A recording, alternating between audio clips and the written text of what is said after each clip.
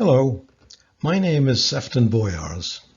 For the next hour or so, my colleague Bill Allen and I will discuss what government auditors expect in all findings.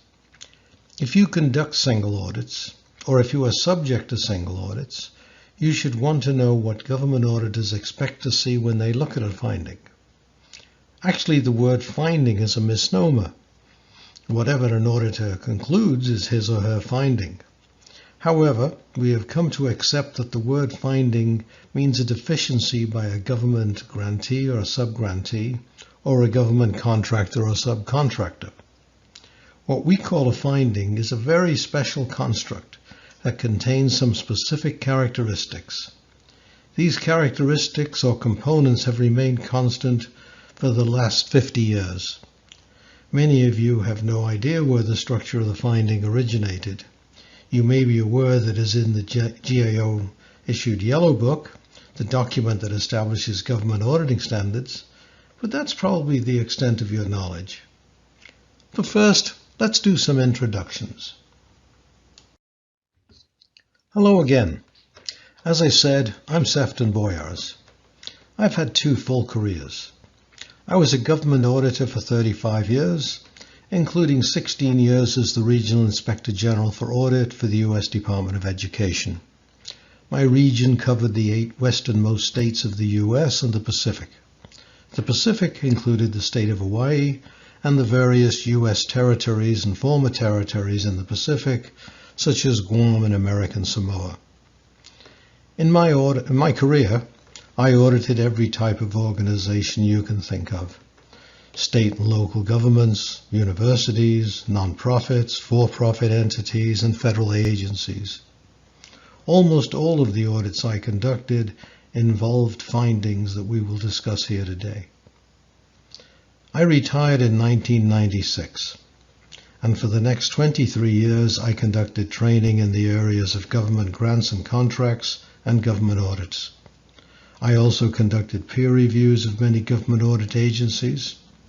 In addition, I co-wrote a number of online texts. Those texts, written with my companion for this session, discuss government auditing and the rules covering federal grants. Hello again. As I said, I'm Sefton Boyars. I've had two full careers. I was a government auditor for 35 years, including 16 years as the Regional Inspector General for Audit for the U.S. Department of Education. My region covered the 8 westernmost states of the U.S. and the Pacific. The Pacific included the state of Hawaii and the various U.S. territories and former territories in the Pacific, such as Guam and American Samoa. In my career, I audited every type of organization you can think of. State and local governments, universities, nonprofits, for-profit entities, and federal agencies. Almost all of those audits involved findings, the kind we will discuss here today. I retired in 1996, and for the next 23 years I conducted training in the areas of government grants and contracts and government audits. I also conducted peer reviews of many government audit agencies. In addition, I co-wrote a number of online texts. Those texts, written with my companion for this session, discuss government auditing and the rules covering federal grants. And I'm Bill Allen. I have a bit over 30 years of federal audit and government contracting experience. I served 15 years as a Regional Inspector General for Audit for the U.S. Department of Education in the Midwest.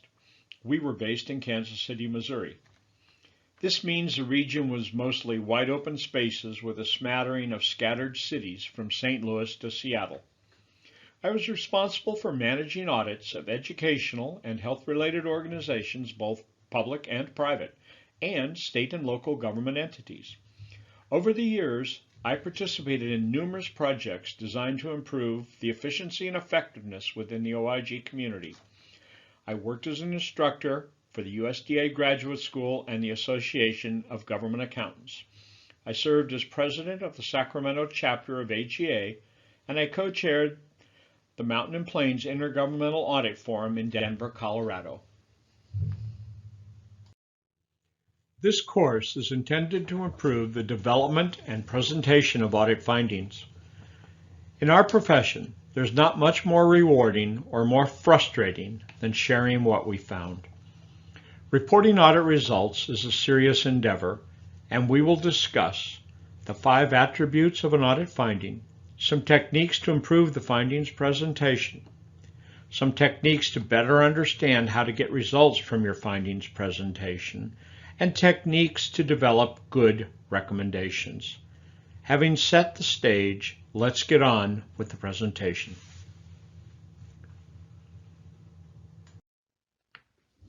I'm one of the few people who were auditing before the structure of a finding had been developed. I know when and where it was developed because it started with an old boss of mine, Ed Stepnick, who headed up the HEW audit agency. The Federal Department of Health, Education and Welfare, HEW, existed until 1980. It was the largest of the federal agencies. In 1980, the Federal Department of Education was corrected. That department had previously been part of HEW. After 1980, we had the Department of Education and the Department of Health and Human Services. HEW without the education component. Prior to the breakup, HEW had the largest audit agency of any of the federal civilian departments. I was one of about 1,000 auditors in the HEW audit agency in 1971 when Ed Stepnick first developed the 5 components of the finding. As was anything new, the auditors in the agency did not embrace the concept initially, but over the next few years it became the standard approach to developing audit findings. What makes this concept so remarkable is that the structure has not changed in 50 years. Today we still talk about the same 5 components he presented in 1971. Not many documents last so long unchanged. As I said earlier, the current structure of a finding for government audits was developed over 50 years ago. In the intervening years, that approach has been incorporated into the government auditing standards and promulgated by the Government Accountability Office. As a result, it is taught to all government auditors when they start their careers. Those government auditors, whether federal, state, or local, have come to expect that all findings are structured in the same way. CPAs do not have such a history. Many of them have come to government audits later in their careers. Consequently, they do not think of findings in the same way. For that reason, many of them have issued findings that fail to meet government auditors' expectations. That can have some very unpleasant consequences. Government auditors may consider the audits unacceptable and reject them. They have been known to refer CPAs to state boards of accountancy, citing inadequate audit work. I know I did. Of course, questions or concern being raised by the government auditor after a single audit has been issued can result in damage to the CPA's reputation. It may also have a financial cost, as it may require more auditing that will be difficult to charge to the client.